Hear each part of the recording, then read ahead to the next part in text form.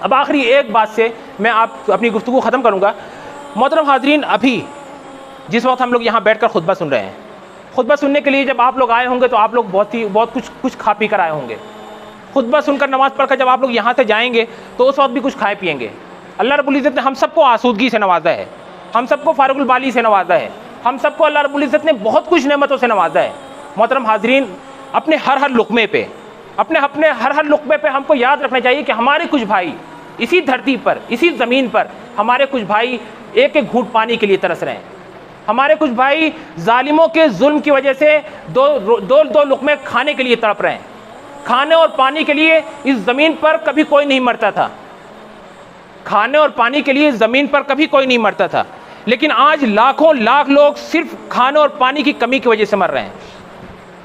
इस ज़मीन पर लाखों लाख लोगों की ज़िंदगी या जानों के लाले पड़े हुए हैं सिर्फ किस लिए कि उनको 2 रोटी खाना नहीं नसीब हो पा रहा है, पानी नहीं नसीब हो रहा है। मोहतरम हाज़रीन, हम कुछ नहीं कर सकते तो कम से कम हमको इतना करना चाहिए कि अपने उन भाइयों के लिए दुआ करें। दुआ करें कि अल्लाह रब्बुल इज़्ज़त उन भाइयों को उस ख़तरनाक इंसानी बहरान से निजात दे। दुआ करिए कि अल्लाह रब्बुल इज़्ज़त उस ख़तरनाक भुखमरी और फाक़ाकशी से हमारे भाइयों को निजात दे। अल्लाह रब्बुल इज़्ज़त उन तमाम ज़ालिमों को तहस नहस कर दे, बर्बाद कर दे, उनको निशान इबरत बना दे जो उन मासूमों को, उन आम इंसानों की तबाही के लिए उनके कत्ल पर आमादा हैं। उनका बदतरीन तरीक़े से कत्ल किया जा रहा है, उनको हथियारों से भी उनका कत्ल किया जा रहा है, उनको फाका और भुखमरी के ज़रिए भी उनका कत्ल किया जा रहा है। पूरी इंसानी तारीख़ में आपको कोई दूसरी नहीं मिसाल मिलेगी जहाँ 20 से 25 लाख इंसान को एक बड़ी जेल में बंद कर दिया गया हो, जिनको दुनिया से काट कर रख दिया हो, जहाँ ना कोई पानी पहुँच सकता हो, जहाँ ना कोई खाना पहुँच सकता हो, जहाँ ना आपकी जज्बात पहुँच सकते हो। लेकिन वहाँ अगर कुछ पहुँच सकता है तो आपकी दुआएं पहुँच सकती हैं, अल्लाह रब्बुल इज़्ज़त की मदद पहुँच सकती है। मोहतरम हाज़रीन, अल्लाह रब्बुल इज़्ज़त दुआ करिए और बार बार करिए। अपने पानी के हर घूंट पर उनके लिए दुआ करिए, अपने मुंह में जाने वाले हर लुक़मे पर उनके लिए दुआ करिए, उनको याद रखिए। अल्लाह रब्बुल इज़्ज़त दुआ है कि अल्लाह रब्बुल इज़्ज़त इस धरती पर जहाँ जहाँ जुल्म हो, अल्लाह रब्बुल इज़्ज़त उस जुल्म का खात्मा फरमाए। अल्लाह रब्बुल इज़्ज़त जो मज़लूमीन है उनकी मदद फरमाए। अल्लाह रब्बुल इज़्ज़त गज़्ज़ा के महरूमीन की मदद फरमाए। अल्लाह रब्बुल इज़्ज़त गज़्ज़ा में पानी के लिए तरस रहे लोगों को पानी नसीब फरमाए। अल्लाह रब्बुल इज़्ज़त गज़्ज़ा के खाने के लिए तरस रहे लोगों को खाना नसीब फरमाए। अल्लाह रब्बुल इज़्ज़त अमन सुकून और चैन से महरूम लोगों को अमन सुकून और चैन नसीब फरमाए। अल्लाह रब्बुल इज़्ज़त इस दुनिया में जो जालिम दंदनाते फिर रहे हैं, सरकशी के तमाम हुदूद तोड़ रखे हैं, अल्लाह रब्बुल इज़्ज़त इन जालिमों को मलिया मेट फरमाए। अल्लाह रब्बुल इज़्ज़त हम सब की मदद फरमाए, हमारी दुआओं को कबूल फरमाए, हमारी दुआओं में असर पैदा फरमाए, हमारी दुआओं को गज़्ज़ा के मज़लूमीन तक पहुँचाए। अल्हम्दुलिल्लाहिल्लज़ी अंज़लल क़ुरान वस्सलातु वस्सलामु अला रसूलिहिल्लज़ी बल्लग़ल क़ुरान अम्मा बाद फ़क़द क़ालल्लाहु तआला फ़ी किताबिहिल करीम अऊज़ु बिल्लाहि मिनश शैतानिर रजीम बिस्मिल्लाहिर रहमानिर रहीम कुंतुम खैरा उम्मतिन उख़रिजत लिन्नास तअमुरूना बिल मारूफ़ व तनहौना अनिल मुनकर व तु'मिनूना बिल्लाह। मोहतरम हाज़रीन, कुरान मजीद का जब हम मुताला करते हैं, तो कुरान मजीद में 2 अहम मौज़ूआत नज़र आते हैं। बल्कि हम पूरे कुरान मजीद को अगर देखें, पूरे कुरान मजीद के ऊपर गौर करें तो कुरान मजीद में सही मानों में सिर्फ दो मौज़ूआत पर गुफ्तगू हुई है। एक मौजू है बंदों का उनके रब से क्या रिश्ता होगा, और एक मौजू ये है कि बंदों का बंदों के साथ रिश्ता कैसा होगा। पूरे कुरान मजीद की तालीमात, पूरे कुरान मजीद की हिदायत, पूरे कुरान मजीद में जो कुछ भी तालीम दी गई है, सब कुछ सही मानों में इन्हीं 2 महवरों के गिर्द घूमती है कि एक बंदों का रब से क्या रिश्ता होगा और दूसरा बंदों के साथ क्या रिश्ता होगा। बंदों का रब से जो रिश्ता होता है, इस रिश्ते को 3 हवालों से बयान किया गया है। एक तो अक़ीदत का रिश्ता होता है, अक़ीदे का रिश्ता, दूसरा इताअत का रिश्ता, और तीसरा इबादत का रिश्ता। कि अल्लाह रब्बुल इज़्ज़त को मानते हैं तो अल्लाह रब्बुल इज़्ज़त के हवाले से जो चीज़ें हैं उन तमाम चीज़ों को भी मानते हैं, कुरान मजीद को भी मानते हैं, रिसालत को भी मानते हैं, आखिरत को भी मानते हैं। ये पूरा हमारा अक़ीदे का रिश्ता हो गया अल्लाह रब्बुल इज़्ज़त से। दूसरा इताअत का रिश्ता कि अल्लाह रब्बुल इज़्ज़त ने जिन जिन चीज़ों का हुक्म दिया है उन चीज़ों को बजा लाना है, और जिन जिन चीज़ों से अल्लाह रब्बुल इज़्ज़त ने रोका है उन चीज़ों से रुक जाना है। और तीसरा रिश्ता है इबादत का रिश्ता। अल्लाह रब्बुल इज़्ज़त की इबादत का जो पूरा तसव्वुर है हमारा, उस तसव्वुर के मुताबिक हम अल्लाह रब्बुल इज़्ज़त की इबादत करें। हम अल्लाह रब्बुल इज़्ज़त के अहकाम के मुताबिक, अल्लाह रब्बुल इज़्ज़त के हुक्म के मुताबिक, अल्लाह रब्बुल इज़्ज़त की जो तालीम है उस तालीम के मुताबिक अल्लाह रब्बुल इज़्ज़त की इबादत करें। तो बंदों का रब से जो ताल्लुक़ है उस ताल्लुक़ को इन 3 हवालों से देखा जा सकता है कि अक़ीदे का रिश्ता, अक़ीदत का रिश्ता, अक़ीदे का रिश्ता, दूसरा इताअत का रिश्ता और तीसरा इबादत का रिश्ता। उसी तरह बंदों से जो ताल्लुक़ है, बंदों के साथ जो रिश्ता होना चाहिए उसको भी 3 हवालों से ख़ास तौर पर पेश किया जा सकता है कि बंदों से जो ताल्लुक़ होता है उसको कुरान मजीद में पहले तो खिदमत के हवाले से बयान किया गया है कि बंदों के ताल्लुक़ से जो रिश्ता होना चाहिए वो खिदमत का रिश्ता होना चाहिए कि बंदे अपने जैसे दूसरे बंदों के काम आने वाले हों, उनकी खिदमत करने वाले हों, उनके ताल्लुक़ से दिलों में अपने खिदमत का जज्बा रखते हों।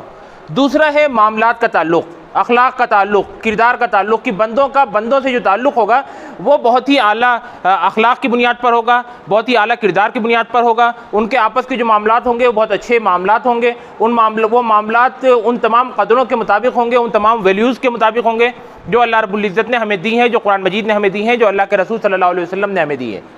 और तीसरा ताल्लुक़ है तवासी का ताल्लुक़ कि एक दूसरे की खैरख़्वाही का ताल्लुक़, एक दूसरे के साथ अच्छे जज्बात और अच्छे ख़यालात रखने का ताल्लुक़ कि एक दूसरे को हमेशा सब्र की तलक़ीन की जाए, एक दूसरे को हमेशा हक़ की तलक़ीन की जाए, एक दूसरे को हमेशा सही चीज़ों की तलक़ीन की जाए।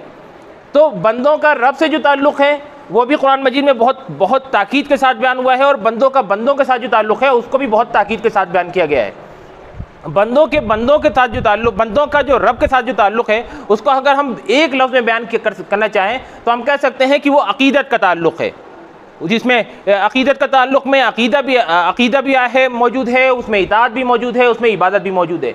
और बंदों से ताल्लुक़ है वो खिदमत का ताल्लुक़ है, उसमें खिदमत भी मौजूद है, उसमें अच्छे मामलात, अच्छे अखलाक और अच्छे किरदार भी मौजूद हैं और उसमें जो तवासी का जो मामला है वो भी मौजूद है और वो बहुत अहम है।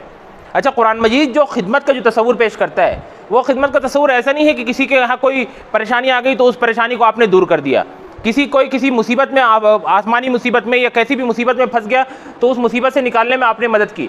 सिर्फ यही खिदमत का तस्वुर नहीं है, बल्कि खिदमत का तस्वुर बहुत ही आला है। खिदमत का तस्वुर यह है कि बंदे अपने जैसे बंदों की जहाँ दुनिया की भलाई की फ़िक्र करें वहीं उनकी उखरवी भलाई की भी फ़िक्र करें। एक बंदा दूसरे बंदे को, एक इंसान दूसरे इंसान को गुमराही की तरफ, दलालत की तरफ, गलत कामों की तरफ, गलत रास्तों की तरफ जाते हुए नहीं देख सकता है। ये खिदमत का एक कुरान मजीद में एक बहुत वसी तस्वुर मौजूद है। जब हम अंबिया इकराम अलैहिमुस्सलाम की रुदात पढ़ते हैं, जब कुरान मजीद में अंबिया इकराम अलैहिमुस्सलाम के जो वाक़यात बयान हुए हैं, अंबिया इकराम अलैहिमुस्सलाम के जो किस्से बयान हुए हैं, कुरान मजीद में अंबिया इकराम अलैहिमुस्सलाम की दावतों का जो बार बार हवाला मिलता है, उसका जब हम मुताला करते हैं तो उसमें भी ये दोनों चीज़ें बहुत ख़ास तौर से वादे तौर पर नज़र आती हैं कि उसमें बंदों का रब से क्या ताल्लुक़ है उसको भी बहुत खूबसूरती के साथ अंबिया इकराम अलैहिमुस्सलाम की दावतों में पेश किया गया है और बंदों के साथ जो ताल्लुक़ है उसको भी बहुत खूबसूरती और बहुत एहतमाम के साथ बयान किया गया है। मिसाल के तौर पर हम हज़रत मूसा अलैहिस्सलाम की दावत को लेते हैं। हज़रत मूसा अलैहिस्सलाम अपने भाई हज़रत हारून अलैहिस्सलाम के लिए दावत पर निकलते हैं। हज़रत मूसा अलैहिस्सलाम की दावत वही दावत थी जो अंबिया इकराम अलैहिमुस्सलाम की दावत थी, जो तमाम रसूलों की दावत थी। वो दावत ये थी कि अल्लाह रब्बुल इज़्ज़त को माना जाए, अल्लाह रब्बुल इज़्ज़त की इबादत की जाए, अल्लाह रब्बुल इज़्ज़त को माना जाए, ला इलाहा इल्लल्लाह, और फिर अल्लाह रब्बुल इज़्ज़त की इबादत की जाए कि फ़अब्दुल्लाह। तो इबादत अल्लाह रब्बुल इज़्ज़त के लिए ख़ास की जाए और हमारा जो अक़ीदे का रिश्ता है वो अल्लाह रब्बुल इज़्ज़त के लिए ख़ास किया जाए। हम ला इलाहा इल्लल्लाह को उसके पूरे भरपूर तसव्वुर के साथ मानने वाले हों, उस पर अमल करने वाले हों। यही हज़रत मूसा अलैहिस्सलाम की भी दावत थी। लेकिन हज़रत मूसा अलैहिस्सलाम की दावत का जब हम कुरान मजीद में मुताला करते हैं तो उसमें एक बहुत ही यूनिक चीज़ नज़र आती है। वो यूनिक चीज़ इस तरह से नज़र आती है कि हज़रत मूसा अलैहिस्सलाम ने जिस कौम को पाया था, हज़रत मूसा अलैहिस्सलाम जिस कौम की तरफ मबूस किए गए थे, जिस कौम से मबूस किए गए थे, वो उस कौम को, बनी इसराइल को फ़िरौन जैसे जालिम ने, वक्त के एक बड़े जालिम ने ग़ुलाम बना रखा था। तो हज़रत मूसा अलैहिस्सलाम के पेश नज़र जहाँ बंदों का रब से रिश्ता मजबूत और करना था, दुरुस्त करना था, सही करना था, वहीं हज़रत मूसा अलैहिस्सलाम के पेश नज़र ये बात भी थी कि बंदों के साथ जो ताल्लुक़ है, इंसानों के साथ जो ताल्लुक़ है उसको भी दुरुस्त किया जाए, उसको भी सही रास्ते पर लगाया जाए। उस वक्त के इंसानों की, हज़रत मूसा अलैहिस्सलाम की अपनी कौम की उस वक्त की सबसे बड़ी खिदमत ये हो सकती थी कि वो पूरी कोशिश करें, इस बात की जद्दोजहद करें, इस बात के लिए स्ट्रगल करें कि बनी इसराइल को फ़िरौन जैसे जालिम के जुल्म से निजात दिला दें। ये हज़रत मूसा अलैहिस्सलाम, हज़रत हारून अलैहिस्सलाम की दावत का खुलासा है कि वो जहाँ अल्लाह रब्बुल इज़्ज़त की तरफ दावत दे रहे हैं, अल्लाह रब्बुल इज़्ज़त की इबादत की तरफ दावत दे रहे हैं, वही उनकी पूरी स्ट्रगल फ़िरौन के साथ जो हज़रत मूसा अलैहिस्सलाम की जो पूरी कशमकश है, उस कशमकश को आप इस तौर पर देख सकते हैं कि वो इंसानों की खिदमत के हवाले से एक बहुत ही गैरमामूली स्ट्रगल थी, जिसमें हज़रत मूसा अलैहिस्सलाम ने हज़रत हारून अलैहिस्सलाम के साथ मिलकर पूरी क़ुव्वत सर्फ कर दी इस बात पर, पूरी कोशिश इस बात पर सर्फ कर दी कि किसी तरह से बनी इसराइल को फ़िरौन के मज़ालिम से निजात दिलाया जाए, फ़िरौन की ग़ुलामी से निजात दिलाया जाए, फ़िरौन का जो कहर है उस कहर से निजात दिलाई जाए। तो इंसानों की खिदमत का एक पहलू ये भी है जो कुरान मजीद में बयान हुआ है, वो जिस पर हज़रत मूसा अलैहिस्सलाम ने अमल करके दिखाया है, जो हज़रत मूसा अलैहिस्सलाम की दावत में नुमाया तौर पर नज़र आता है। इसी तरह से खिदमत का एक और तस्वुर मिलता है हज़रत शुएब अलैहिस्सलाम की दावत में। हज़रत शुएब अलैहिस्सलाम ने भी दीगर अंबिया और रसूलों की तरह से अल्लाह रब्बुल इज़्ज़त की इबादत की दावत दी, अल्लाह रब्बुल इज़्ज़त की उलूहियत की दावत दी। अल्लाह रब्बुल इज़्ज़त की उलूहियत और इबादत की दावत देने के साथ साथ उस वक्त उन्होंने देखा कि उस वक्त उनके सामने जो इंसानी समाज था वो एक बहुत बड़ी कबाहत में मुब्तला था। उस कबाहत के नतीजे में इंसानों पर जुल्म कर रहे थे, इंसान अपने साथ भी बुरा कर रहे थे, दूसरों के साथ भी बुरा कर रहे थे। वो एक अजीब व गरीब समाज था जो आपस में नाप तोल के जो मामलात थे उसमें बहुत ही गलत रवि का शिकार था, गलत रास्ते पर था, नाप तोल में कमी ज़्यादती करते थे। इसका मतलब कि इंसानों के दरमियान कुछ लोग थे जो ठग थे और कुछ लोग थे जो ठगे जाते थे, कुछ लोग थे जो जालिम थे और कुछ लोग थे जो मजलूम थे। तो हज़रत शुएब अलैहिस्सलाम की दावत में आप देखेंगे कि बहुत साफ तौर पर हज़रत शुएब अलैहिस्सलाम ने इस बात की कोशिश की कि ये जो नाप तोल में कमी का जो पूरा एक रिवाज हो गया वहाँ पर, और उस पर लोग बहुत आसानी से उसको एक तरह से जवाब बख्शते हैं और उस पर अमल पैरा है, उससे उस कौम को निजात दिलाई जाए। चाचा हज़रत शुएब अलैहिस्सलाम ने जब दावत दी और उनको समझाने की कोशिश की तो उन्होंने बहुत ज़्यादा रूगर्दानी का रास्ता अख्तियार किया, ढीठ पने का रवैया अख्तियार किया और हज़रत शुएब अलैहिस्सलाम से सही मानों में सरकशी का रवैया अख्तियार करने लगे। कुरान मजीद में साफ कहा है कि अन्ना फला फ़ी अम्वालिना मा नशा, कि हमारी मर्ज़ी है, हमारा माल है, हमारी तिजारत है, हमारी मर्ज़ी है, हम जैसे चाहेंगे अपने माल में करेंगे, चाहे तो हम कमी करें चाहे तो ज़्यादती करें, ये हमारा माल है और हमारी मर्ज़ी है। तो हज़रत शुएब अलैहिस्सलाम ने जहाँ अल्लाह रब्बुल इज़्ज़त की उलूहियत की दावत दी, जहाँ अल्लाह रब्बुल इज़्ज़त की इबादत की दावत दी, वहीं उन्होंने उस समाज की, जिस समाज में वो थे, उस समाज के इंसानों की एक बड़ी खिदमत इस तौर पर अंजाम दी कि उनके यहाँ जो नाप तोल में उनकी मार्केट में जो गलत तरीक़े राय थे, उनकी मार्केट में जो कुछ ठग बैठे हुए थे जो आम इंसानों को ठगा करते थे, उनकी मार्केट में जो कुछ जालिम बैठे हुए थे जो दूसरों के ऊपर जुल्म किया करते थे, उस जुल्म से उन मजलूमों को निजात दी और उन जालिमों को भी उनकी गलत हरकतों से रोकने की, निजात दिलाने की कोशिश की। तो ये भी एक इंसानों की खिदमत का एक पहलू है कि इंसानों की जो मईशत है, इंसानों के दरमियान जो माशी कारोबार हैं, उन कारोबारों को सही रास्ते पर डाला जाए। इसी तरह से आप देखेंगे हज़रत लूत अलैहिस्सलाम की ज़िंदगी को। हज़रत लूत अलैहिस्सलाम की ज़िंदगी का जब आप मुताला करते हैं तो हज़रत लूत अलैहिस्सलाम भी दीगर अंबिया और रसूलों की तरह से उलूहियत की भी दावत दे रहे हैं, अल्लाह रब्बुल इज़्ज़त की इबादत की भी दावत दे रहे हैं, लेकिन हज़रत लूत अलैहिस्सलाम के सामने एक और बड़ा चैलेंज था। लूत अलैहिस्सलाम के सामने चैलेंज क्या था कि वो जिस कौम में थे वो कौम एक बहुत ही बुरी लानत में की शिकार थी। लानत क्या थी? वो अपनी औरतों को छोड़कर अपने यहाँ के जो मर्दों की तरफ उनसियत रखते थे, लगाव रखते थे या झुकाव रखते थे, और ये एक बहुत बड़ी कबाहत थी जो उस कौम में पाई जाती थी।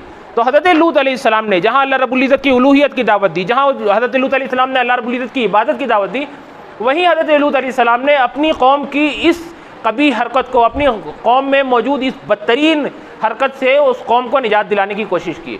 जहाँ आप देखेंगे कि हज़रत लूत अलैहिस्सलाम की कौम के ऊपर जो अज़ाब आया वो इसी के नतीजे में आया। हज़रत लूत अलैहिस्सलाम ने आखिरी हद तक कोशिश की कौम को समझाया जाए, उनको अक़ली दलाइल से भी समझाया जाए, अल्लाह रब्बुल इज़्ज़त का हवाला भी दिया जाए, इंसानी क़दरों का हवाला भी दिया जाए। हर तरह से हज़रत लूत अलैहिस्सलाम ने अपनी कौम को समझाने की कोशिश की। तो इंसानी खिदमत का एक पहलू ये भी है कि इंसानों के दरमियान जो जिनसी आवारगी पाई जाती है, इंसानों के दरमियान जो जिनसी जो गुमराहियाँ पाई जाती हैं, उन गुमराहियों से इंसानों को निजात दिलाने की कोशिश की जाए। इसी तरह से आप देखेंगे कि हज़रत हूद अलैहिस्सलाम का भी तज़किरा कुरान मजीद में मौजूद है। उन्होंने भी दीगर अंबिया और रसूलों की तरह से अपनी कौम को उलूहियत की भी दावत दी, ला इलाहा इल्लल्लाह की भी दावत दी और उनको अल्लाह रब्बुल इज़्ज़त की इबादत की भी दावत दी। ये चीज़ आप कुरान मजीद में बहुत वाज़ेह तौर पर देखेंगे। लेकिन उसके साथ साथ हज़रत हूद अलैहिस्सलाम की कौम का एक बहुत बड़ा मसला उस कौम की अय्याशी थी, उस कौम की फजूल खर्ची थी। हज़रत हूद अलैहिस्सलाम की कौम में जो बहुत ज़्यादा गुरूर, तकब्बुर, और उस गुरूर और तकब्बुर के नतीजे में जो एक गैर मामूली किस्म की अय्याशी पाई जाती थी, या अय्याशी ने घर बना लिया था। हज़रत हूद अलैहिस्सलाम के सामने हज़रत हूद अलैहिस्सलाम के सामने ये एक बहुत बड़ा चैलेंज था कि वो अल्लाह रब्बुल इज़्ज़त की उलूहियत, अल्लाह रब्बुल इज़्ज़त की इबादत के साथ साथ अपनी कौम की एक बड़ी खिदमत ये अंजाम दें कि वो कौम जो एक बड़ी एक लानत में गिरफ़्तार है, वो कौम जो सिर्फ़ ऐश परस्ती में मुब्तला है, उसके सामने सिर्फ़ अय्याशी ही अय्याशी है, उस कौम को उस अय्याशी की ज़िंदगी से निजात दिलाई जाए, उस कौम के अंदर तवाज़ो पैदा किया जाए, उस कौम के अंदर जो गुरूर और तकब्बुर की बुराई आ गई उस बुराई से उसको निजात दिलाया जाए। तो कुरान मजीद में साफ साफ कहा गया है कि हज़रत हूद अलैहिस्सलाम अपनी कौम को समझा रहे हैं कि अतबनून बिकुल्लि रिइन आयतन ताबसून व तत्तखिज़ून मसानिय लअल्लकुम तख़लदून, कि तुम हर सब्ज़ा राह में खेल कूद के मराकिज़ कायम करते हो और ऐसी ऐसी बिल्डिंगें बनाते हो जैसे तुमने हमेशा यहाँ रहना है। तो हज़रत हूद अलैहिस्सलाम की दावत में जहाँ आप देखेंगे उलूहियत और उबूदियत की दावत पाई जाती है, वहीं हज़रत हूद अलैहिस्सलाम ने इंसानों की खिदमत का एक बहुत बड़ा कारनामा इस तौर पर अंजाम दिया कि उनके दरमियान जो जहनी तौर पर जहनी गुमराही होती है ना, जो अय्याशी की शक्ल में निकलती है, वो जहनी ही गुमराही होती है जो गुरूर और तकब्बुर की शक्ल में निकलती है, वो जहनी गुमराही होती है जो आखरत बेजार बनाती है, वो आखरत से गाफिल कर देती है। तो हज़रत हूद अलैहिस्सलाम ने अपनी कौम को उस जानिब भी तवज्जो दिलाई। इसी तरह से आप हज़रत यूसुफ़ अलैहिस्सलाम को देखिए। हज़रत यूसुफ़ अलैहिस्सलाम की जो पूरी रुदात कुरान मजीद में बयान हुई है वो भी बहुत ही अनोखी रुदात है। हज़रत यूसुफ़ अलैहिस्सलाम अपने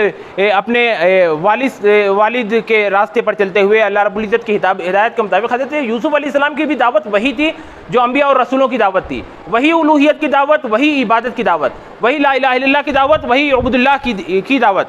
लेकिन हज़रत यूसुफ़ अलैहिस्सलाम की ज़िंदगी में आप देखेंगे कि वो इंसानों की खिदमत के लिए अपने आप को पूरा एक तरह से कुर्बान कर देते हैं कि हज़रत यूसुफ़ अलैहिस्सलाम खुद बड़ी आजमाइश में है, जेल की आजमाइश है, लेकिन वहाँ पर दो नौजवान जब अपने ख्वाब को लेकर आते हैं तो हज़रत यूसुफ़ अलैहिस्सलाम उसकी ताबीर बयान करते हैं और उनको सही तौर पर रहनुमाई करते हैं कि इंसानों की खिदमत का ये भी एक ज़रूरत है कि उनको उनकी उलझनों में, उनकी परेशानियों में उनकी सही रहनुमाई की जाए। हज़रत यूसुफ़ अलैहिस्सलाम उनकी रहनुमाई करते हैं और एक वक्त आता है कि उस वक्त की हुकूमत वक्त को या बादशाह वक्त ने ख्वाब देखा, बादशाह वक्त को रहनुमाई की ज़रूरत हुई, बादशाह वक्त को रहनुमाई की ज़रूरत हुई तो हज़रत यूसुफ़ अलैहिस्सलाम ने जेल से निकलते ही उसकी भी रहनुमाई की। सिर्फ उसकी रहनुमाई नहीं की बल्कि उस रहनुमाई के साथ साथ ख़ुद को पेश किया कि इस रहनुमाई के मुताबिक जो ख्वाब की ताबीर की शक्ल में आई है, उस रहनुमाई की ताबीर के तौर पर अगले 14 साल तक हज़रत यूसुफ़ अलैहिस्सलाम ने अपनी खिदमत को कौम के लिए पेश कर दिया। इंसानों की खिदमत का ये भी एक बहुत बड़ा पहलू है कि कौम जब किसी क्राइसिस में हो, जब कौम किसी क्राइसिस में हो तो उस क्राइसिस से कौम को निजात दिलाना, इंसान जब किसी क्राइसिस में हो तो उन क्राइसिस से इंसानों को निजात दिलाना, ये वक्त के मुस्लिहीन वक्त के नबी की और वक्त के वो तमाम लोग जो समाज के लिए की इस्लाह के लिए काम करना चाहते हैं, उनकी एक जिम्मेदारी है, उनकी ये ज़रूरत है।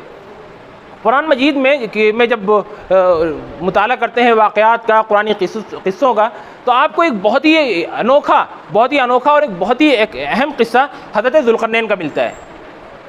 हज़रत ज़ुल्क़रनैन का क़िस्सा, हज़रत ज़ुल्क़रनैन की जो तस्वीर कुरान मजीद में बयान हुई है उससे अंदाज़ा होता है कि हज़रत ज़ुल्क़रनैन अपने ज़माने के सबसे बड़े बादशाह थे। हज़रत ज़ुल्क़रनैन की बादशाहत में सूरज ग़ुरूब नहीं होता था, मशरिक़ से लेकर मगरिब तक, शुमाल से लेकर जुनूब तक, हर तरफ जिधर हज़रत ज़ुल्क़रनैन निकल जाते थे उनके हाथ में सिर्फ फतूहात ही फतूहात होती थी। लेकिन अल्लाह रब्बुल इज़्ज़त का वो बंदा जिसको कुरान मजीद ने ज़ुल्क़रनैन कहा है, हज़रत ज़ुल्क़रनैन की जहाँ लिल्लाहियत और हज़रत ज़ुल्क़रनैन की जहाँ नेकियों का तज़किरा कुरान मजीद में है, वहीं हज़रत ज़ुल्क़रनैन की एक बहुत अच्छी खूबियों का भी कुरान मजीद में तज़किरा किया गया है। सूरह कहफ़ का जब आप मुताला करते हैं तो सूरह कहफ़ के आखिर में हज़रत ज़ुल्क़रनैन की कुछ वाक़यात बहुत ही इख्तिसार के साथ बयान हुए हैं।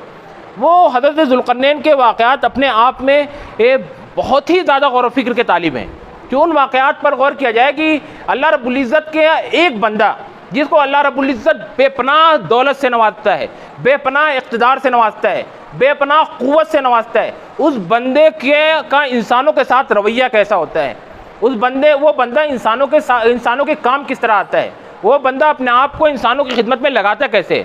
आपको मालूम है कि हज़रत ज़ुल्क़रनैन सफ़र पर निकले, फतूहात के सफ़र पे, हज़रत ज़ुल्क़रनैन फतूहात ही के सफ़र पर निकलते थे, तो ज़मीन के एक सिरे पे पहुँचे। कुरान मजीद कहते हैं कि एक ऐसे सिरे पे पहुँची जहाँ एक ऐसी कौम थी जो उस ज़बान में बात करती थी जिस ज़बान को हज़रत ज़ुल्क़रनैन नहीं समझ सकते थे, और हज़रत ज़ुल्क़रनैन जिस ज़बान में बात करते थे वो कौम नहीं समझ सकती थी। लेकिन उस कौम ने जो अपना मुद्दा पूरा सामने रखा, उससे हज़रत ज़ुल्क़रनैन को एक बात समझ में आई। वो क्या बात समझ में आई? वो बात ये समझ में आई कि ये कौम एक मज़लूम कौम है, इस कौम के पीछे पहाड़ों के पीछे से एक कौम आती है, और वो कौम इंतहाई जालिम किस्म की कौम है। वो कौम आती है और इस कौम को साल में एक बार आकर इस कौम को लूट मार मचाती है, इस कौम के ऊपर जुल्म ज़्यादती करती है, उनके हाथ से सब कुछ जो कुछ भी वो लूट कर ले जा सकती है वो लूट कर ले जाती है। उस कौम के सामने सबसे बड़ा चैलेंज ये था कि इस जालिम से इसको निजात दिलाई जाए। जो जालिम ये पहाड़ के पीछे से आते हैं और इनके ऊपर एक आफत के तौर पर टूट पड़ते हैं हर साल और फिर वहाँ से निकल जाते हैं। हज़रत ज़ुल्क़रनैन के सामने जाहिर सी बात है एक बहुत बड़ा फातेह, आज के ज़माने में जब ताकत और क़ुव्वत वाले जब किसी इलाके में पहुँचते हैं, और ख़ुद कुरान मजीद में जो जालिम बादशाहों की जो तस्वीर बयान की गई है वो ये कि कहीं पे भी जाते हैं तो वहाँ के रिसोर्सेज पे कब्ज़ा करते हैं, कहीं पे भी जाते हैं कि वहाँ के जो वसाइल होते हैं उन वसाइल पे कब्ज़ा करते हैं, कहीं भी जाते हैं तो वो अपने मसाले अपने मफादात देखते हैं। लेकिन हज़रत ज़ुल्क़रनैन की आप खूबी देखिए कि हज़रत ज़ुल्क़रनैन ने उस वक्त किसी भी चीज़ का उनसे मुतालबा नहीं किया। हज़रत ज़ुल्क़रनैन ने उस कौम से किसी भी चीज़ का मुतालबा नहीं किया, बल्कि हज़रत ज़ुल्क़रनैन ने उस मुसीबत के वक्त में, उस फ़ातिह आज़म ने उस मुसीबत के वक्त में अपने आप को पेश कर दिया उस कौम की खिदमत में।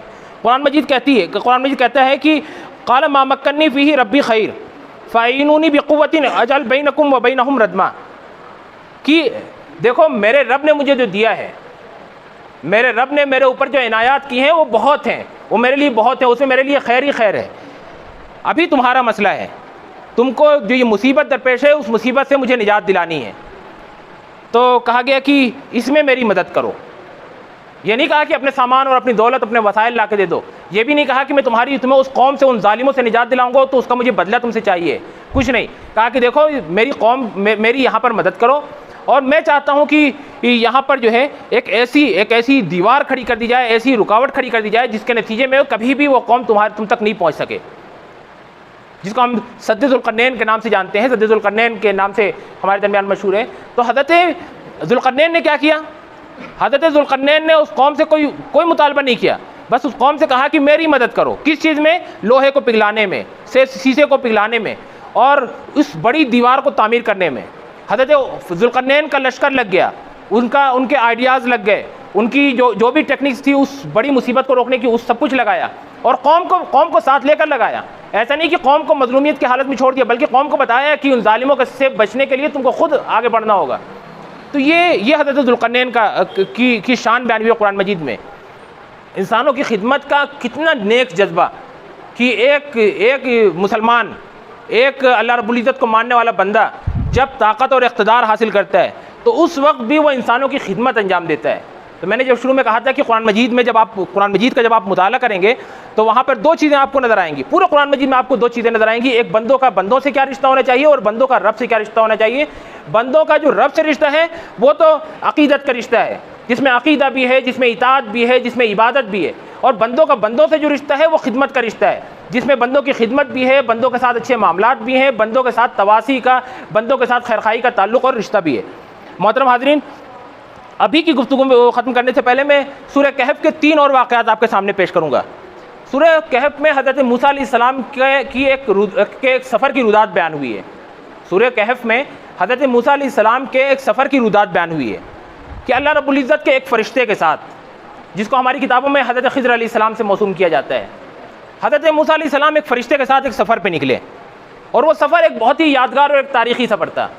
वो सफ़र सही मानों में हज़रत मूसा अलैहिस्सलाम की तालीम के लिए था, हज़रत मूसा अलैहिस्सलाम को ट्रेंड करने के लिए था, उनकी तरबियत करने के लिए था, उनकी जहनसाजी के लिए था, और फिर रहती दुनिया तक के इंसानों की जहनसाजी और उनकी तरबियत के लिए कि कैसे अल्लाह के नबी को भी, एक आम इंसान को भी, एक फ़रिश्ते को भी, कैसे इस कायनात का निज़ाम इंसानों की खिदमत पर चल रहा है और इंसानों की खिदमत पर उसे चलना चाहिए, और इंसानों की खिदमत के ख़िलाफ़ जो कुछ चीज़ें होती हैं उन चीज़ों को रोकने की कोशिश करनी चाहिए। तो सूरह कहफ़ में 3 किस्से बयान हुए हैं। उन वाक़यात को मैं तफसील से बयान नहीं कर सकता क्योंकि अभी वक्त नहीं है। तो पहला वाक़या आप देखते हैं कि एक कश्ती का वाक़या है। हज़रत ख़िज़्र हज़रत मूसा अलैहिस्सलाम को लेकर एक कश्ती पर सवार होते हैं।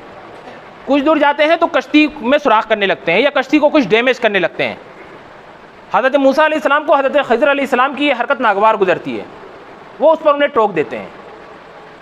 तो हज़रत ख़िज़्र अलैहिस्सलाम को समझाते हैं कि सब्र से काम लो। फिर सफ़र आगे बढ़ता है। हज़रत मूसा अलैहिस्सलाम को लेकर हज़रत ख़िज़्र अलैहिस्सलाम एक रास्ते से गुज़र रहे होते हैं। एक बहुत ही मासूम सा एक छोटा सा बच्चा लड़का नज़र आता है, एक लड़का वहाँ से गुजर रहा होता है। हज़रत खिज़र अलैहिस्सलाम बढ़ते हैं, उस लड़के को वो उसी वक्त ख़त्म कर देते हैं। हज़रत मूसा अलैहिस्सलाम पर यह हरकत और भी ज़्यादा नागवार गुजरती है। हज़रत मूसा अलैहिस्सलाम फिर उसके ऊपर एतराज़ जताते हैं और बहुत मजबूत एतराज़ जताते हैं कि ये तुमने एक मासूम के साथ ऐसा क्यों किया। वो एतराज़ दुरुस्त था, पहला भी हज़रत मूसा अलैहिस्सलाम का एतराज़ दुरुस्त था कि गरीबों की कश्ती पे को तुम डैमेज क्यों कर रहे हो, और एक बच्चे के कत्ल पर भी एतराज़ दुरुस्त था कि उस एक बच्चे का तुमने जालिमाना तरीके से कत्ल क्यों कर दिया। लेकिन यहाँ पे भी हज़रत खिज़र अलैहिस्सलाम हज़रत मूसा अलैहिस्सलाम से कहते हैं कि नहीं, आगे बढ़ो, तुम अभी सब्र नहीं कर सकते हो इस चीज़ के ऊपर, तो खैर फिर आगे बढ़ते हैं, ये सफ़र होता है। फिर हज़रत मूसा अलैहिस्सलाम को लेकर हज़रत खिज़र अलैहिस्सलाम एक बस्ती में जाते हैं।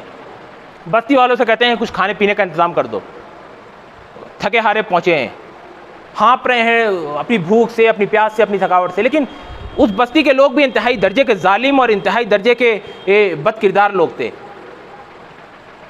हज़रत मूसा और हज़रत खिज़र की ज़ियाफ़त से उन लोगों ने इनकार कर दिया। चनांचे हज़रत खिज़र अलैहिस्सलाम हज़रत मूसा अलैहिस्सलाम को लेकर बस्ती से निकले।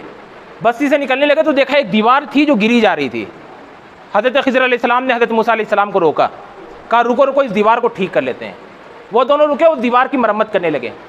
दीवार की मरम्मत जब हो गई तो हज़रत मूसा अलैहिस्सलाम ने फिर एतराज़ जताया कि जब इस बस्ती के लोगों ने जब हमको खाने पानी के लिए नहीं दिया, हमें हमारे मांगने के बावजूद नहीं दिया, हमारी ज़रा भी ज़ियाफ़त नहीं की, बल्कि हमारे साथ इस गलत अंदाज से पेश आए, तो फिर क्या ज़रूरत थी उनकी इस खिदमत को अंजाम देने की, उनकी दीवार को दुरुस्त करने की। तो हज़रत मूसा अलैहिस्सलाम ने फिर इन तीनों वाक़यात की, हज़रत खिज़र अलैहिस्सलाम ने हज़रत मूसा अलैहिस्सलाम को इन तीनों वाक़यात की ताबीर बयान की। जो ताबीर बयान की, वो जो एतराज़ात थे हज़रत मूसा अलैहिस्सलाम के, वो एतराज़ात भी वैलिड थे, लेकिन जो ताबीर बयान की वो ताबीर बहुत ही गैर मामूली है। वो ताबीर इंसानों की खिदमत के हवाले से और इंसानों की रहनुमाई के हवाले से बहुत ही गैर मामूली ताबीर है। हज़रत खिज़र अलैहिस्सलाम ने क्या किया, कहा हज़रत खिज़र अलैहिस्सलाम ने कहा कि देखो, ये जो कश्ती का सफ़र था, कश्ती पे जब हम लोग जा रहे थे, गरीब की कश्ती पे, उस कश्ती के पीछे एक बादशाह आ रहा था, जालिम बादशाह, और वो जो भी अच्छी खूबसूरत कश्ती देखता था उसको ऊपर कब्ज़ा कर लेता था। मैंने उस कश्ती को डैमेज इसलिए कर दिया ताकि ये जो गरीब बच्चे हैं जो इस कश्ती के मालिक हैं, उनके रोज़गार की हिफाजत हो सके। वो कश्ती तो उनका रोज़गार था ना, कश्ती उनका रोज़गार था। तो हज़रत खिज़र अलैहिस्सलाम ने उस कश्ती को डैमेज करके उन गरीब बच्चों की या उस गरीब फैमिली की जो उसकी मालिक थी उस कश्ती की, उसके रोज़गार की हिफाजत की, उन मज़लूमों को उस जालिम बादशाह से निजात दिलाई। हज़रत मूसा अलैहिस्सलाम और हज़रत खिज़र अलैहिस्सलाम की जो कश्ती का वाक़या है, वो इस बात की भी रहनुमाई करता है कि हम सबको इस बात पर सोचना चाहिए, इस बात पर गौर फिक्र करना चाहिए कि हम जिस समाज और जिस सोसाइटी में रहते हैं, कहीं ऐसा तो नहीं कि गरीब और कमज़ोर जो लोग हैं उनको वो माशी आज़ादी हासिल नहीं है, वो माशी स्ट्रगल की आज़ादी हासिल नहीं है, उनके सामने तरह तरह की रुकावटें खड़ी होती हैं। जो मालदार लोग हैं, जो समाज के जो तेज़तर्रार लोग हैं, जो जालिम लोग हैं, वो कमज़ोरों के ऊपर जुल्म करते हैं, उनको सताते हैं और उनको इस्टेब्लिश नहीं होने देते हैं। दूसरे वाक़े की ताबीर जो हज़रत खिज़र अलैहिस्सलाम ने बयान की, वाक़या तो बहुत ही दर्दनाक था कि रास्ता चल रहे हैं, एक बच्चे को कत्ल कर दिया। तो हज़रत खिज़र अलैहिस्सलाम ने कहा कि देखो, इस बच्चे के जो वालिदैन हैं वो बहुत ही नेक और खुदा तरस हैं, वो अल्लाह वाले बंदे हैं, और ये जो बच्चा है ये बहुत ही नाफरमान, और ये बड़ा होने के बाद उनके लिए दर्दसर बनने वाला था। तो अल्लाह रब्बुल इज़्ज़त की मर्ज़ी ये हुई कि उसको अभी ख़त्म कर दिया जाए। अल्लाह रब्बुल इज़्ज़त की मर्ज़ी हुई कि उसको यहीं ख़त्म कर दिया जाए। ज़ाहिर सी बात है, एक फ़रिश्ता था, फ़रिश्ते को अल्लाह रब्बुल इज़्ज़त की रहनुमाई हासिल थी, हज़रत मूसा अलैहिस्सलाम को तालीम देनी थी, चनांचे ये वाक़या वजूद में आया। देखिए, इससे हमको जो नसीहत मिलती है वो ये कि इंसानों की खिदमत क्या, इंसानों की खिदमत जहाँ आप मुख्तलिफ़ तरीक़े से अंजाम दें, वहीं इस तरीक़े से भी अंजाम दें कि समाज की जो कदरें हैं, समाज में जो आदमियत का जो एहतराम होना चाहिए, समाज में जो हुर्मतों का, रिश्तों की जो हुर्मत है उसका जो ख्याल होना चाहिए, वो बहुत ही अहम है। अल्लाह रब्बुल इज़्ज़त को ये बिल्कुल ही कबूल नहीं हुआ कि नेक और साले वालिदैन के लिए के घर में एक सरकश नौजवान परवान चढ़े। तो मोहतरम साथियों, खिदमत इंसानों के दरमियान, इंसानों के ताल्लुकात या इंसानों की खिदमत का एक पहलू ये भी है कि इंसानों के दरमियान जो रिश्ते पाए जाते हैं, उन रिश्तों की जो हुर्मत होती है, उस हुर्मत का बहुत ज़्यादा ख्याल रखा जाए, उस हुर्मत की बहुत ज़्यादा पासदारी की जाए। तीसरा वाक़या इस हज़रत मूसा और हज़रत खिज़र अलैहिस्सलाम के दरमियान पेश आया दीवार उठाने वाला, कि बस्ती से परेशान हाल निकल गए, खाने पीने को कुछ नहीं मिला, लेकिन निकलने के बाद भी उनको अल्लाह रब्बुल इज़्ज़त ने ये तौफीक दी कि वो एक गिरती हुई दीवार को खड़ा कर रहे हैं। उसकी ताबीर हज़रत खिज़र अलैहिस्सलाम ने ये बताई, ये बयान फरमाई कि वो जो घर था जिसकी दीवार टूटी जा रही थी, वो घर 2 यतीम बच्चों का था, और उन यतीम बच्चों के लिए उनके वालिदैन ने उस दीवार के नीचे एक ख़जाना छुपा रखा था। तो मुझे ऐसा डर लगा, मुझे ऐसा अंदेशा हुआ कि अगर ये दीवार गिर गई तो उस ख़जाने पे ये जालिम समाज काबिज़ हो जाएगा, उन यतीमों के ख़जाने पर जालिम समाज काबिज़ हो जाएगा। कितनी प्यारी बात है कि यतीम बच्चों की खिदमत की जाए, यतीम बच्चों का ख्याल किया जाए, उनको बदनीयतों से बचाया जाए, एक ऐसा समाज बनाया जाए जिसमें नाइंसाफ़ी नहीं हो, जहाँ हक़ तलफ़ी नहीं हो। मोहतरम हाज़रीन, ये कुछ वाक़यात थे जिनकी रोशनी में आपको बताया गया कि बंदों का रब से क्या ताल्लुक़ होना चाहिए और बंदों का बंदों के साथ क्या ताल्लुक़ होना चाहिए। हम सबके जो ताल्लुक़ात हैं आपस के, हम सबके जो इंसानों के साथ जो ताल्लुक़ात हैं, उन ताल्लुक़ात की जो सबसे बड़ी जो बुनियाद बनती है वो खिदमत बनती है। और वो खिदमत के ताल्लुक़ से आपके जहन में ये बात बहुत साफ़ रहनी चाहिए कि खिदमत का कुरान मजीद एक वसी तसव्वुर देता है। खिदमत का मतलब किसी को 4 रोटी नहीं देना है, खिदमत का मतलब किसी की 2 पैसे से सिर्फ मदद नहीं करना है, बल्कि खिदमत का मतलब ये है कि आपके समाज में जो भी करप्शन आ रहा है, समाज में जो भी चैलेंजेस हैं, समाज में जो भी क्राइसिस हैं, उन तमाम क्राइसिस से समाज को निजात दिलाने की कोशिश करिए, समाज में मौजूद रहने बसने वाले अपने साथियों को निजात दिलाने की कोशिश करिए। मोहतरम हाज़रीन, अब आखिरी एक बात से मैं अपनी गुफ्तगू ख़त्म करूँगा। मोहतरम हाज़रीन, अभी जिस वक्त हम लोग यहाँ बैठ कर खुतबा सुन रहे हैं, खुतबा सुनने के लिए जब आप लोग आए होंगे तो आप लोग बहुत कुछ खा पी कर आए होंगे। खुतबा सुनकर नमाज़ पढ़कर जब आप लोग यहाँ से जाएंगे तो उस वक्त भी कुछ खाए पिएंगे। अल्लाह रब्बुल इज़्ज़त ने हम सबको आसूदगी से नवाजा है, हम सबको फारुकुल बाली से नवाजा है, हम सबको अल्लाह रब्बुल इज़्ज़त ने बहुत कुछ नेमतों से नवाजा है। मोहतरम हाज़रीन, अपने हर लुक़मे पे अपने हर लुक़मे पे हमको याद रखना चाहिए कि हमारे कुछ भाई इसी धरती पर, इसी ज़मीन पर, हमारे कुछ भाई एक घूंट पानी के लिए तरस रहे हैं। हमारे कुछ भाई जालिमों के जुल्म की वजह से दो लुक़मे खाने के लिए तड़प रहे हैं। खाने और पानी के लिए इस ज़मीन पर कभी कोई नहीं मरता था, खाने और पानी के लिए ज़मीन पर कभी कोई नहीं मरता था, लेकिन आज लाखों लाख लोग सिर्फ खाने और पानी की कमी की वजह से मर रहे हैं। इस ज़मीन पर लाखों लाख लोगों की ज़िंदगी या जानों के लाले पड़े हुए हैं सिर्फ किस लिए कि उनको 2 रोटी खाना नहीं नसीब हो पा रहा है, पानी नहीं नसीब हो रहा है। मोहतरम हाज़रीन, हम कुछ नहीं कर सकते तो कम से कम हमको इतना करना चाहिए कि अपने उन भाइयों के लिए दुआ करें कि अल्लाह रब्बुल इज़्ज़त उन भाइयों को उस ख़तरनाक इंसानी बहरान से निजात दे। दुआ करिए कि अल्लाह रब्बुल इज़्ज़त उस ख़तरनाक भुखमरी और फाक़ाकशी से हमारे भाइयों को निजात दे। अल्लाह रब्बुल इज़्ज़त उन तमाम ज़ालिमों को तहस नहस कर दे, बर्बाद कर दे, उनको निशान इबरत बना दे जो उन मासूमों को, उन आम इंसानों की तबाही के लिए उनके कत्ल पर आमादा हैं। उनका बदतरीन तरीक़े से कत्ल किया जा रहा है, उनको हथियारों से भी उनका कत्ल किया जा रहा है, उनको फाका और भुखमरी के ज़रिए भी उनका कत्ल किया जा रहा है। पूरी इंसानी तारीख़ में आपको कोई दूसरी नहीं मिसाल मिलेगी जहाँ 20 से 25 लाख इंसान को एक बड़ी जेल में बंद कर दिया गया हो, जिनको दुनिया से काट कर रख दिया हो, जहाँ ना कोई पानी पहुँच सकता हो, जहाँ ना कोई खाना पहुँच सकता हो, जहाँ ना आपकी जज्बात पहुँच सकते हो। लेकिन वहाँ अगर कुछ पहुँच सकता है तो आपकी दुआएं पहुँच सकती हैं, अल्लाह रब्बुल इज़्ज़त की मदद पहुँच सकती है। मोहतरम हाज़रीन, अल्लाह रब्बुल इज़्ज़त दुआ करिए और बार बार करिए, अपने पानी के हर घूंट पर उनके लिए दुआ करिए, अपने मुंह में जाने वाले हर लुक़मे पर उनके लिए दुआ करिए, उनको याद रखिए। अल्लाह रब्बुल इज़्ज़त दुआ है कि अल्लाह रब्बुल इज़्ज़त इस धरती पर जहाँ जहाँ जुल्म हो, अल्लाह रब्बुल इज़्ज़त उस जुल्म का खात्मा फरमाए। अल्लाह रब्बुल इज़्ज़त जो मज़लूमीन है उनकी मदद फरमाए। अल्लाह रब्बुल इज़्ज़त गज़्ज़ा के महरूमीन की मदद फरमाए। अल्लाह रब्बुल इज़्ज़त गज़्ज़ा में पानी के लिए तरस रहे लोगों को पानी नसीब फरमाए।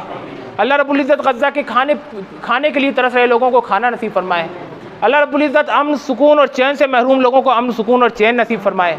अल्लाह रब्बुल इज़्ज़त इस दुनिया में जो जालिम दंदनाते फिर रहे हैं, सरकशी के तमाम हुदूद तोड़ रखे हैं, अल्लाह रब्बुल इज़्ज़त इन जालिमों को मलिया मेट फरमाए।